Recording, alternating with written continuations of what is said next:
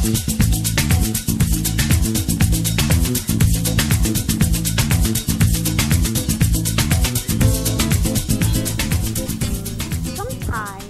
I am asked the question, how did an American girl who grew up in an African village end up at a Hong Kong innovation park? This innovation park. Maybe I can share a few insights and stories. My 90-year-old Norwegian mother is an amazing woman for whom no one is a stranger. She was trained as a home economist.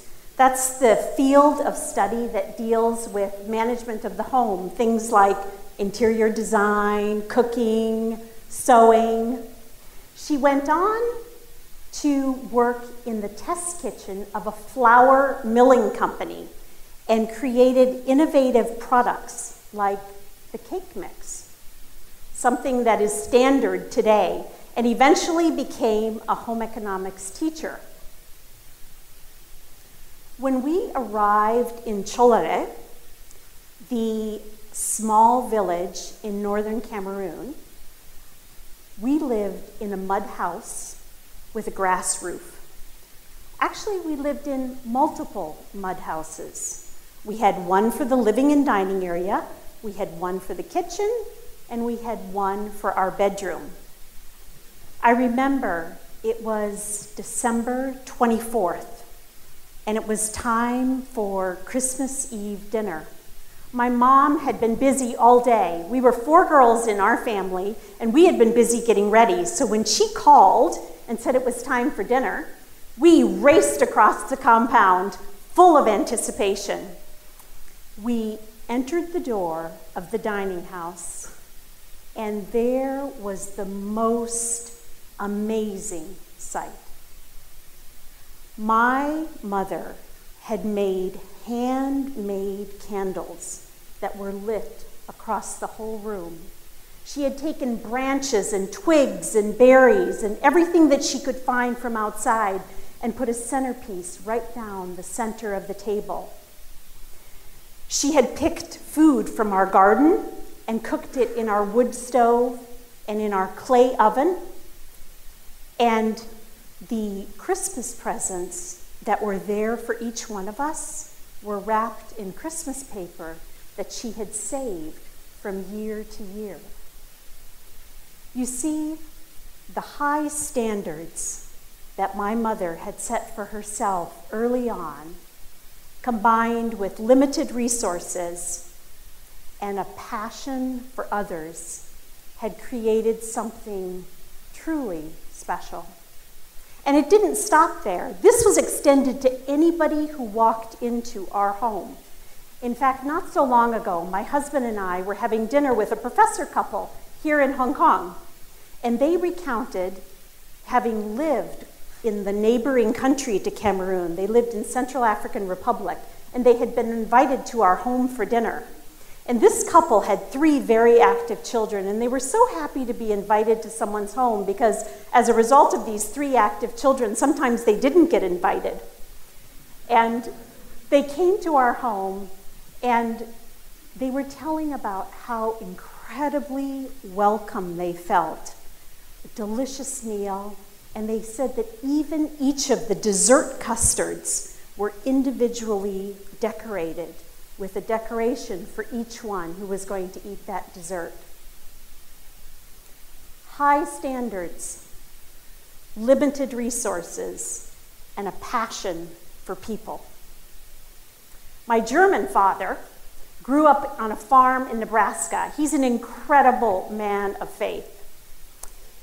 When we first were coming to Africa, I remember him telling me that when he graduated from 8th grade, it was during World War II. At that time, most of his brothers were here in Asia. My grandparents could no longer afford for him to be away at school during the day, so they said, you need to come back home and work on the farm and also learn how to build homes so that we can earn some additional money.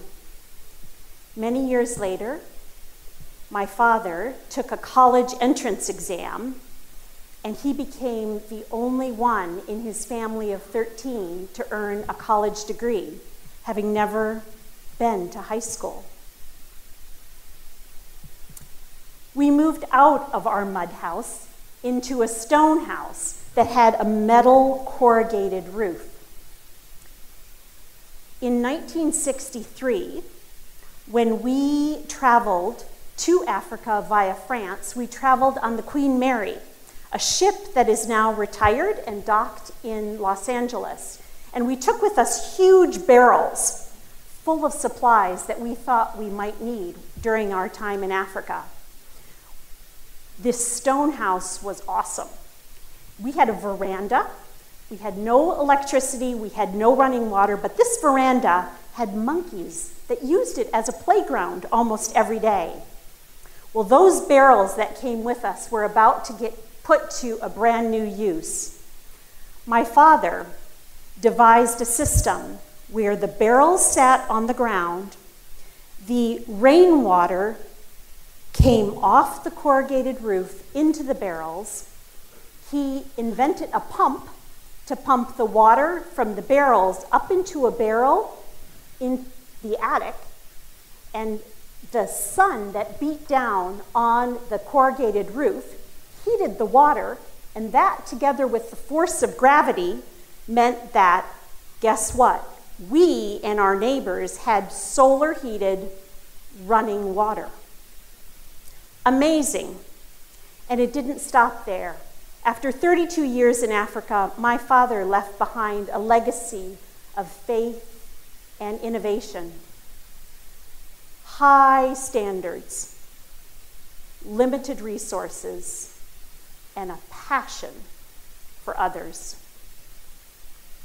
Many of you know that the word innovate, the origin of this word comes from the Latin word into and make new. So to make into something new. I saw in both of my parents the ability to think in different ways, to take resources that they had and use them differently. I saw them walk and talk what they taught me. Think about excellence. Set that bar high.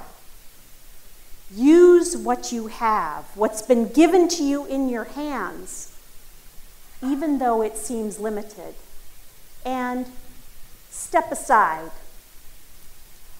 Let others and help others get ahead. Those monkeys on our veranda, initially they were quite cute, and we enjoyed them, watching them. Sometimes we would throw bananas out to them so that they could, have a few. But it turns out that these monkeys ended up invading our garden. And this garden was important because the garden fed not just our family, it fed many people in the community. If we wanted tomatoes, if we wanted lettuce, if we wanted carrots, we needed to grow it. So my sisters and I were given the job of protecting the garden. Whoa. This initially was fun. The monkeys would come and we would run after them and chase them away, but eventually they outran us and they would sneak in and grab the goods anyway. So we decided it was time to put our heads together and figure out how could we solve this problem differently. And we figured out that we could sit up in our treehouse where we had a 360 vantage point and tie a rope from that tree to the tree across on the other side of the garden, attach tin cans with stones in them, and when we saw those monkeys coming, man, we just shook that thing for all we were worth, and that really scared them. High standards, limited resources, and a passion for others. My husband, who is sitting in this audience today, is the absolute best gift giver I know. When we got engaged 32 years ago, he wrote a story. It was on Christmas Eve, and he wrote a story about the 12 days of Christmas. Each day, at the end of that story for that day, he gave me a rose. Amongst the dozen roses that I received were 4 special ones: a pink one, a yellow one, a white one, and a red one. The last red one that he gave me, he said, "Marian, this is the completing red rose. And when you remove one petal of this rose, it will take you and I into a new world." I was a little confused and not quite sure what he meant, but I took the rose, I took the petal off, and of course you know what I found there: my engagement ring. And it hasn't stopped there. Every anniversary, for 31 years, I receive 4 roses: 1 white, 1 pink, 1 yellow, and 1 red. High standards, limited resources, and a passion for others. That brings us to today. How many of you have parents who are aging? I see a lot of you. In fact, I'm actually quite glad our 3 kids aren't here, because they would have been the first ones to raise their hands. I told you about my 90-year-old mother. About 5 years ago, she started losing her short-term memory. And those of you that have experienced someone who is in this situation know how difficult it can be. The once vivacious, outgoing, innovative woman that I knew doesn't initiate conversations anymore. She does recognize me, and I'm really thankful for that when I Skype with her every week. But you know, every once in a while, she has what we call a Monday. And when she has a Monday, she's back. She's there. She's present. She's the person we remember. Since coming to work at the Science Park, I have come to learn that in this city of Hong Kong, we have top-notch scientists that are working on age-related diseases. And I am sure, with high standards and a passion for people that have age-related diseases, that even though we have limited resources, this city of Hong Kong is going to help every day be a Monday for people who suffer from diseases like my mother. And that will be amazing. So you see, my story is not so different from your story.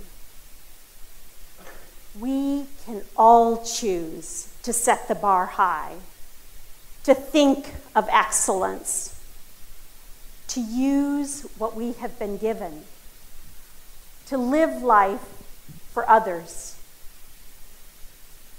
High standards, limited resources, and a passion for others.